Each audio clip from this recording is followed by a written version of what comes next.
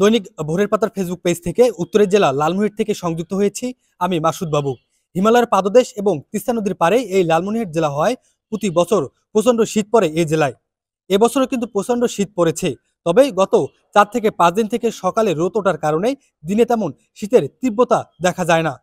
তবে দিন শেষে সন্ধ্যা থেকে রাতে শীতের তীব্রতা বাড়তে শুরু করে। দিনে তেমন শীতের তীব্রতা না থাকায় এবং সকালে রোদ ওঠায় যারা দিন এনে দিন খায়, দিনমজুর এবং কৃষক শ্রমিক রয়েছে, তাদের জনজীবনে তেমন কোনো বিপর্যয় পড়ে নেই।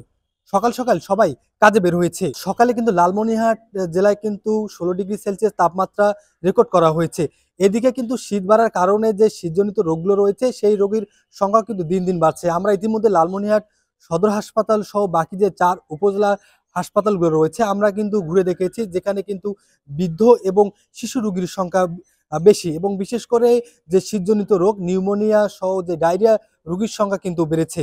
ইতিমধ্যে আমরা জেলা প্রশাসনের কথা বলেছি, তিনি জানিয়েছেন তালিকা তৈরি করছে এবং কয়েকদিনের মধ্যে কিন্তু এই জেলায় শীতবস্ত্র তারা বিতরণ শুরু করবে। অপরদিকে কিন্তু আমরা কোনো বেসরকারি সংস্থাকেও কিন্তু এখন পর্যন্ত চোখে পড়ার মতো শীতবস্ত্র বিতরণ করতে দেখিনি।